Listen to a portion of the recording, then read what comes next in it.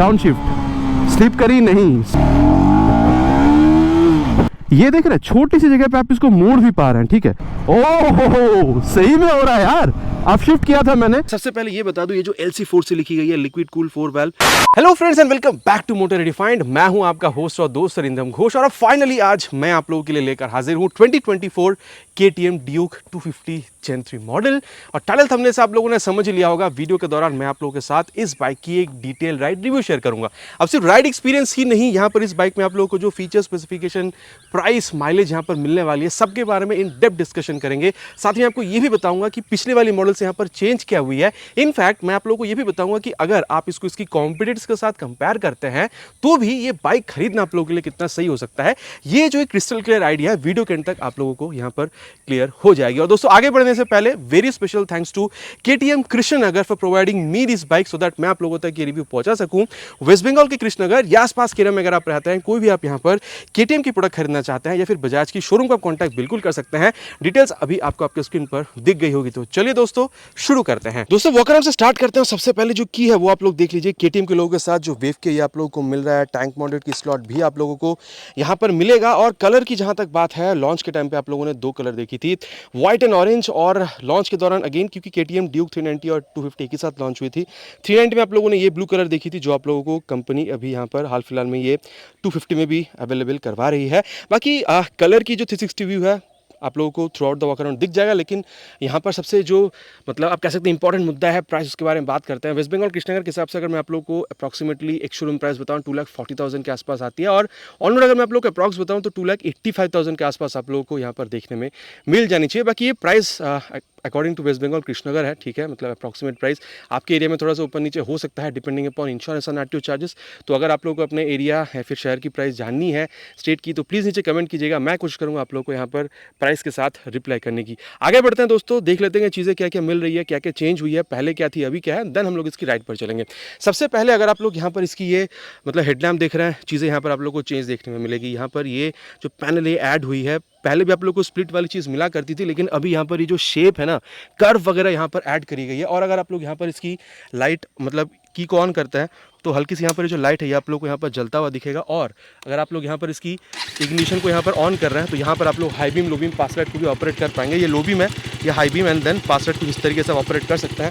इसमें यहाँ पर बंद करते हैं, हज़ार्ड लैम्प का जो ऑप्शन है ये भी आप लोगों को यहाँ पर कुछ इस तरीके से मिलेगी, LED में मिल रही है। और N250 के दौरान भी आप लोगों ने यही जो LED टर्न इंडिकेटर है ये आप लोगों ने ऑलरेडी यहाँ पर देखा था। अब यहाँ पर इसको करते हैं बंद। अगर आप लोग देख रहे हैं तो यहाँ पर जो टैंक काउल है ये भी आप लोगों को काफ़ी ये भी लंबी से देखने में मिलेगी, जहाँ पर आप लोग को ये ड्यूक 250 यहाँ पर जो स्टिकरिंग है वो मिल रही है। और अगर आप लोग यहाँ पर इसकी मतलब क्वालिटी देख रहे हैं तो काफ़ी अच्छी ही आप लोग को मिल जाती है। क्वालिटी वगैरह दोस्तों आप लोग यहाँ पर मेरे हिसाब से प्रॉब्लम नहीं होना चाहिए, फायरबैक का क्वालिटी काफ़ी अच्छा है। इनफैक्ट अगर आप लोग यहाँ पर ये मडगार्ड भी देख रहे हैं, इसकी भी क्वालिटी आपको काफ़ी अच्छी ही मिल रही है। और पहले की तरह अभी भी आप लोगों को ये जो WP एपेक्स के यहाँ पर जो USD फोक है ये आप लोगों को मिल रहा है।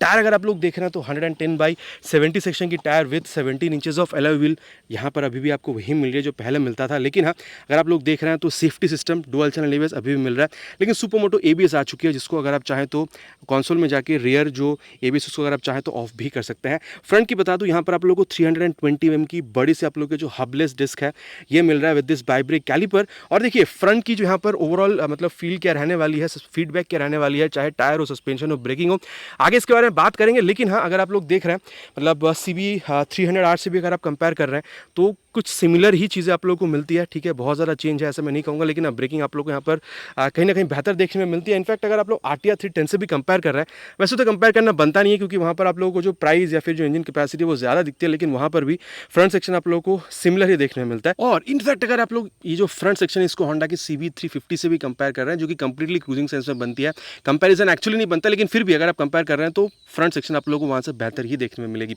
अब दोस्तों यहाँ पर जो इंजन है इसके बारे में बात करते हैं, हल्की सी यहाँ पर ट्वीक करी गई है, ठीक है। सबसे पहले ये बता दूं, ये जो LC4 से लिखी गई है लिक्विड कूल 4 वाल्व, ये कॉम्पैक्ट, ठीक है, 125, 200, 250, 390 कॉम्पैक्ट इसको कंपनी कहती है। तो ये C का मतलब वो आप लोगों को यहाँ पर दर्शाती है। बाकी ये जो सेक्शन आप देख रहे हैं इसमें भी हल्का सा चेंज आप लोगों को देखने में मिल सकता है। बाकी बता दूं 249cc single cylinder liquid cool 4 valve DOHC fuel injected engine आपको मिलता है।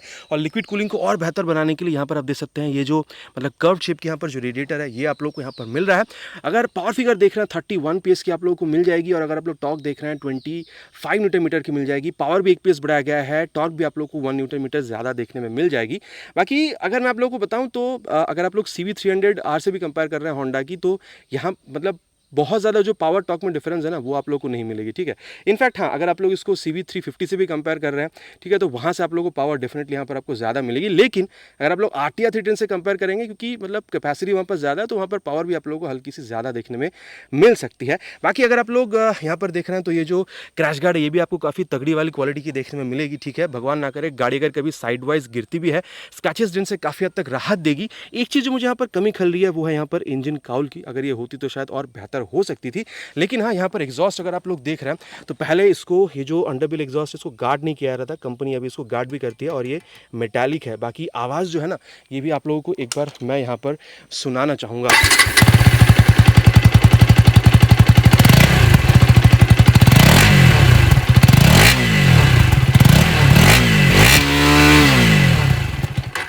तो ये दोस्तों आवाज़ आप लोगों ने सुन लिया। अब मतलब वो बेसियर सेंस तो है, लेकिन मुझे लग रहा है कि जो रिफाइनमेंट आई है ना आवाज़ में, वो ज़्यादा समझ में आ रही है।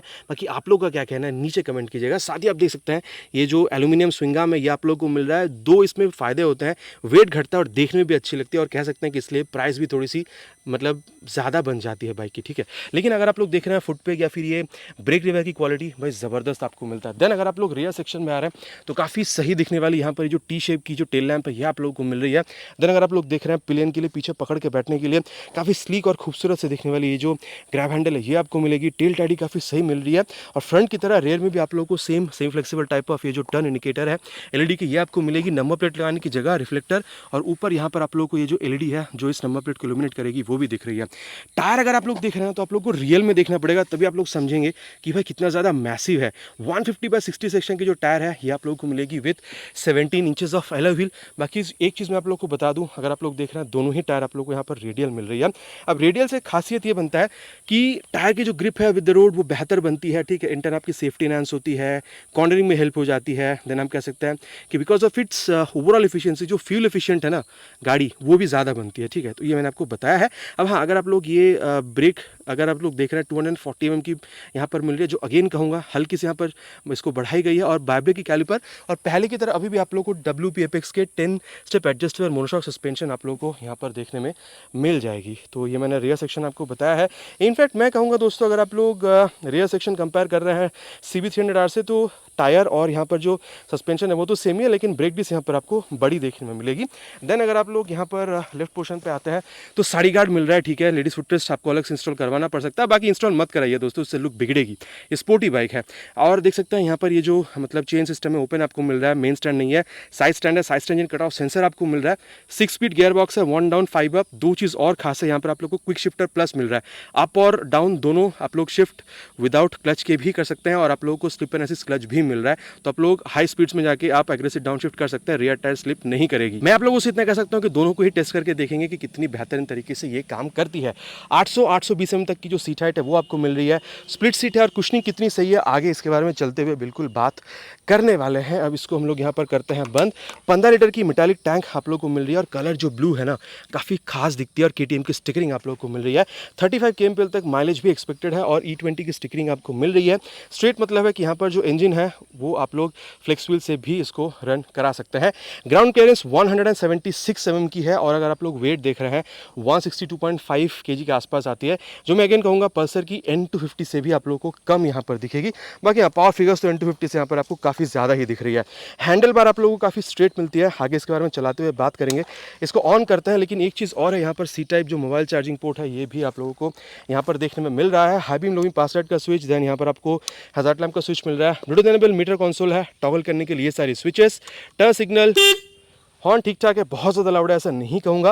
देन आप लोगों को यहाँ पर ये जो की स्विच है ये मिल रहा है। बाकी ये कुछ नई चीज़ आप लोगों को देखने में मिली है यहाँ पर, और नीचे है इंजन ऑन करने का स्विच। एग्जॉस्ट साउंड भी मैंने आप लोगों को ऑलरेडी यहाँ पर सुना दिया है। अब दोस्तों एक बार इसकी जो मीटर कंसोल उसके बारे में बात करते हैं। जैसे आप इसको ऑन करते हैं पूरा एक बार यहाँ पर स्वाइप भरती है। देन यहाँ पर ये time, then tachometer, speedometer, gear position sensor, ठीक है, ओडोमीटर, रियर ABS ऑन है ये बता रही है। एंड देन इस बटन का यहाँ पर अगर आप इस्तेमाल करते हैं तो ये सारी चीज़ें भी आप देख पाएंगे, ठीक है। मैं जल्दी आपको बता देता हूँ। अब आप अगर चाहें तो स्पीड स्लो भी करके दिखेगा, ताकि ज़्यादा टाइम वेस्ट ना हो। ABS में अगर आप जाते हैं तो road and then super moto में रियर ABS ऑफ हो जाती है, रोड में दोनों ABS ऑन रहेगी।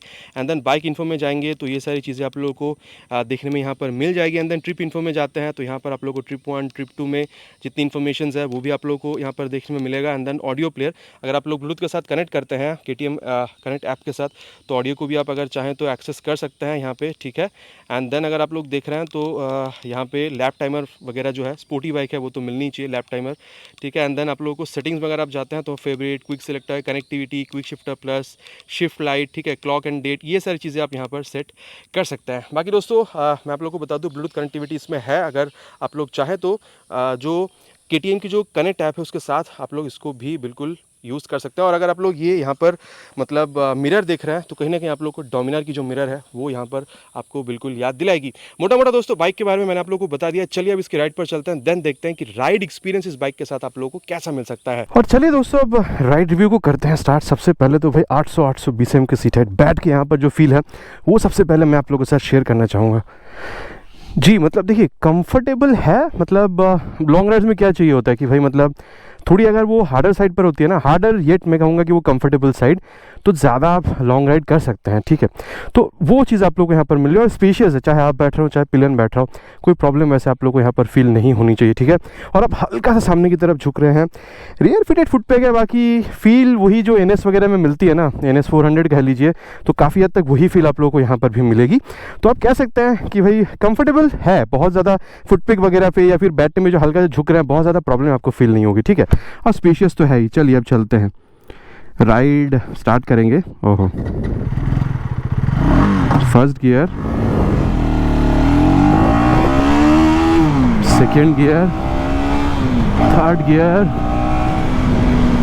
भाई साहब। अच्छा, पहले अगर आप लोग ड्यूक 250 चला चुके हैं तो वहाँ से यहाँ पर डेफिनेटली दो चीज़ में आप लोगों को फ़र्क दिखेगी। जो इनिशियल जो अब देखिए BS3 वाले इंजन की तो बात नहीं कर रहा हूँ मैं, BS6 की ही बात कर रहा हूँ, ठीक है। वहाँ से अगर आप लोग यहाँ पर देख रहे हैं ना, मतलब ये BS6 वाले इंजन की बात कर रहा हूँ, ये जो नई वाली ये जो BS6 है, देन पहली वाली जो BS6 थी, वहाँ से यहाँ पर डेफिनेटली आप लोगों को दो चीज़ में फ़र्क दिखेगा। एक तो है कि यहाँ पर जो इनिशियल जो आप कह सकते हैं इंप्रेशन है, मतलब जो वो गाड़ी तेज भाग रही है ना, एक बार देखिए ये, मतलब इसको एक बार पहले सेकेंड गियर पर उतारते हैं, ठीक है। ये देखिए फर्स्ट गियर पे ले जाके ये जो थ्रॉटल रिस्पॉन्स आप देख रहे हैं ना भाई, ये आप लोगों को गजब की मिल रही है, ठीक है। अब देखिए अगेन मैं कहूँगा 250 सीसी के हिसाब से 390 से कंपेयर करेंगे उतना तो आपको यहाँ पर नहीं मिलेगा, वो तो फर्स्ट श्योर है। लेकिन अब पुराने वाली BS6 से यहाँ पर आप लोगों को डेफिनेटली जो स्मूथनेस है और यहाँ पर जो इनिशियल पंच है वो आप लोगों को बेहतरीन मिल रहा है। एक बार ये चेक कीजिए, ये देख रहे हैं छोटी सी जगह पे आप इसको मोड़ भी पा रहे हैं, ठीक है। तो इसमें भी आप लोगों को बहुत ज़्यादा जो प्रॉब्लम है वो फील नहीं हो रही है। और एक जो चीज़ मुझे बहुत बढ़िया लगा ना, ये हैंडल जो आप मोड़ रहे हैं ना, या फिर इस तरीके से मतलब जब आप हेल दोल कर रहे हैं हैंडल भी आप लोगों को हल्का ही लग रहा है। ऐसा नहीं लग रहा है कि भाई सस्पेंशन की वजह से हैंडल थोड़ा टाइट है। बाकी जब मैं NS 400 चलाई थी तो मुझे हैंडल थोड़ी सी भारी फील हुई थी उसकी। अब 400 सीसी की बाइक है, होनी भी चाहिए, लेकिन यहाँ पर ना फील थोड़ा अलग है, वो आपको भारीपन फील नहीं हो रहा है। तो ये एक बहुत बढ़िया चीज़ है इस बाइक में, आप कह सकते हैं। और यहाँ पर आप लोगों को मतलब जो क्लच है आप लोगों को सॉफ्ट ही मिल रहा है, ठीक है, क्योंकि एसिस दिया गया और क्योंकि स्लीपर क्लच भी है तो टेस्ट करेंगे यहाँ पर। चलिए पहले इसको खींचते हैं, हम लोग 70 तक ले चलेंगे। डाउन शिफ्ट, स्लिप करी नहीं, हाँ हल्का सा वो आवाज़ आई थी, ठीक है। लेकिन ट्रस्ट मी दोस्तों, मतलब ये फर्स्ट गियर पे मैं आ गया था, ठीक है, लेकिन फिर भी वो आवाज़ से वैसे ये नहीं सोचेगा कि भाई स्लिप कर रही है, स्लिप बिल्कुल भी नहीं कर रही है। जितना स्मूथली हो सकता है ना उतना स्मूथली यहाँ पर ये जो शिफ्टिंग है वो हुई है। अब यहाँ पर क्या है ना, आप लोगों को जो क्विक शिफ्टर है वो भी मिल रहा है, तो उसको भी हम लोग टेस्ट करेंगे कि भाई हो रहा है या नहीं हो रहा है। ओहो, सही में हो रहा है यार, अब शिफ्ट किया था मैंने, ओहो बकरी जी। और चलिए अब यहाँ पर डाउन शिफ्ट भी करके देख लेते हैं, थोड़ा गाड़ी को स्पीड पर लेते हैं पहले एंड डाउन शिफ्ट। ओ भाई, मतलब अप शिफ्ट फिर भी थोड़ा सा वो हार्डनेस फील हुआ, लेकिन डाउन शिफ्ट तो भाई गजब हो रही है यार। क्लच की ज़रूरत ही क्या है, नहीं क्लच की ज़रूरत है हर टाइम, अब जब ट्रैफिक में होता है तो क्लच की ज़रूरत पड़ती है, ठीक है। लेकिन भाई मक्खन की तरह शिफ्ट हो रही है, मुझे तो दोनों में ही मज़ा आया, लेकिन डाउन शिफ्ट में ना ज़्यादा मज़ा आया, ठीक है, यहाँ पर विदाउट मतलब क्लच के साथ डाउन शिफ्ट करने में। और अभी देखिए यहाँ पर इंजन के बारे में बात हो ही रही है, ठीक है, इतने सब कुछ टेस्ट कर रहे हैं तो चलिए एक्सेलरेशन भी टेस्ट कर लेते हैं, देन इसकी जो मतलब परफॉर्मेंस उसके बारे में आगे बात करते हैं, ठीक है। चलिए दोस्तों स्टार्ट करते हैं 3 हॉर्न के साथ।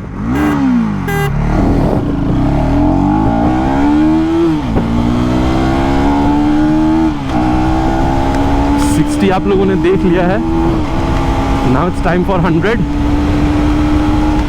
100 भी इसने आराम से पार कर लिया है, ठीक है। बाकी मैं ये कह सकता हूँ ना दोस्तों कि मतलब वाइब्रेशन की अगर आप बात कर रहे हैं तो भाई बहुत ज़्यादा इम्प्रूव्ड है यार। स्मूथनेस तो यहाँ पर आप लोगों को नेक्स्ट लेवल मिल रही है, ठीक है, उसमें कोई दुरा नहीं है। 100 ऊपर भी आप जा रहे हैं ना, मैं तो कहूँगा कंफर्टेबल क्रूजिंग स्पीड, बहुत ज़्यादा वाइब्रेशन ना होकर भी आप मान के चल सकते हैं 110-120 तक, ठीक है। 100 तक तो कोई प्रॉब्लम ही नहीं है, 110 तक भी आप कंफर्टेबल क्रूजिंग स्पीड मानकर चल सकते हैं। और जहाँ तक बात है स्टेबिलिटी की, no problem with the stability, radial tyre है, काफ़ी चौड़ी है, तो प्रॉब्लम नहीं है उसमें। और अगर आप देख रहे हैं ना तो इंजन से मैंने इसको अभी 110, 20, 30 भी मतलब टेस्ट करने का टाइम भगाया था, लेकिन भाई हीटिंग इशू वगैरह वो चीज़ मुझे बहुत ज़्यादा फील नहीं हुई है यहाँ पर, ठीक है। बाकी कहना पड़ेगा कि ये जो कर्व्ड वाली चीज़ है, बड़ी यहाँ पर रेडिएटर वगैरह दी गई है, उससे यहाँ पर हीटिंग जो है काफ़ी हद तक यहाँ पर मेंटेन हुई है। और गियर्स अगर आप देख रहे हैं ना तो फर्स्ट, सेकेंड, थर्ड, मेरे हिसाब से 4th गियर तक भी थोड़ी सी कहेगी कि भाई हाँ गियर चेंज करो, लेकिन 5th गियर में जब आप जा रहे हैं, अगर आप सिटी पे है ना तो आपको 4th गियर तक भी जाने की ज़रूरत मेरे हिसाब से नहीं पड़ेगी, ठीक है। मतलब आप कह सकते हैं 3rd गियर तक भी ठीक है, लेकिन 4th, 5th, 6th गियर आपको थोड़ा टॉल गियर्स तक के वो जो फील है वो यहाँ पर आपको दे सकती है। और दोस्तों अब ब्रेकिंग का वक्त हो चला है, ठीक है। यहाँ पर पहले 60 तक ले चलेंगे एंड देन फ्रंट ब्रेक को टेस्ट करेंगे एंड 70 तक चले गए थे यार।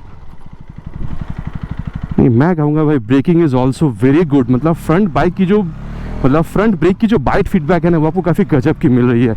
और रियर ब्रेक को भी टेस्ट करेंगे। 60 पे आवाज़ आई, क्विक क्विक सा आवाज़ आया, वो एक्चुअली एबीएस का इंट्रूशन था, लेकिन बहुत ज़्यादा एबीएस ने इंट्रूट किया है ऐसा भी नहीं है, ठीक है। और एक बार दोबारा अगर इसको मोड़ें तो हाँ ये देखिए बहुत सही मुड़ती है यार, हैंडल भी बहुत सॉफ्टी है। अच्छा ये गाड़ी बंद क्यों हो गई चालू करते हैं इसको, अभी गाड़ी बिल्कुल ही नहीं है अभी। अच्छा तो ये मतलब रियर ब्रेक मतलब कह सकते हैं प्रोग्रेसिव है। फ्रंट की जो बाइट फीडबैक है ब्रेक की बहुत सही है, एंड रियर के संग संग बाद फ्रंट को भी अप्लाई करके एक बार देख ही लेते हैं। एंड 60 पे ले जाके रियर विथ फ्रंट, भाई देखिए मेरे हिसाब से बहुत बढ़िया ब्रेकिंग आप लोगों को मिली है। ब्रेकिंग के हिसाब से मतलब आपको कोई तकलीफ नहीं होनी चाहिए। बाकी दोनों टायर रेडियल है, शायद इसलिए भी आप लोगों को बहुत बेहतरीन ब्रेकिंग यहाँ पर मिल रही है। और सस्पेंशन अगर आप लोग देख रहे हैं ना तो जब आप यहाँ पर उतार रहे हैं इसको, ठीक है, एक बार आगे वहाँ पर भी उतार के देख लेते हैं, ठीक है। यहाँ पर ज़्यादा खड्डा वाला चीज़ आपको मिलेगा। ये मेरे हिसाब से ना बहुत ज़्यादा मतलब वो फील दे रही है जर्क वाली, ऐसा नहीं है। लेकिन अगेन देखिए यूएसडी है, मोनोशॉक है, तो बहुत ज़्यादा आप लोगों को वो जर्क फील नहीं कराएगी। तो फिर मतलब मोनोशॉक और यूएसडी किस बात की है ना, तो वो भी बात है। तो आप कह सकते हैं कि चाहे फ्रंट हो चाहे रियर हो, थोड़ा सा वो स्टिफर साइड पर ही सेट कराया गया है। जैसे मैं कह रहा था एक्सेलरेशन के टाइम पर भी कि बहुत बेहतरीन आप लोगों को मतलब स्टेबिलिटी दे रही है, या फिर जो आप अगर कॉर्नरिंग वगैरह कर रहे हैं वो भी बहुत सही है। गड्ढे में थोड़ा बहुत झेल जाएगी, लेकिन एक्सट्रीम गड्ढा है तो भाई आपको जर्क बिल्कुल फील ये कराएगी। और अगर आप हैंडलिंग देख रहे हैं तो ये जब आप कर रहे हैं ना, ये देखिए डेफिनेटली यहाँ पर जो यूएसडी है ना उससे आप लोगों को जो वो फील है कि भाई हाँ स्टिफर है वो समझ में आ रही है।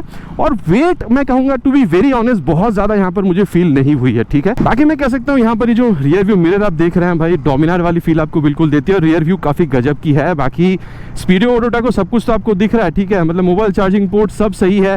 और मैं तो कहूँगा देखिए आपको ना बहुत ज़्यादा झुकने की ज़रूरत भी नहीं है। अगर आप थोड़ा सा सामने की तरफ बैठते हैं ना तो काफ़ी अपराइट पोजीशन भी है। तो अगर आप लॉन्ग राइड्स पर भी जाना चाह रहे हैं ना तो मेरे ख्याल से आप लोगों को बैक में बहुत ज़्यादा प्रॉब्लम भी नहीं होगी। लेकिन हाँ ये पैर थोड़ी सी रियर फुटेड है तो आपको वो स्पोर्टी फील भी दे रही है कंफर्टेबल नेचर के साथ।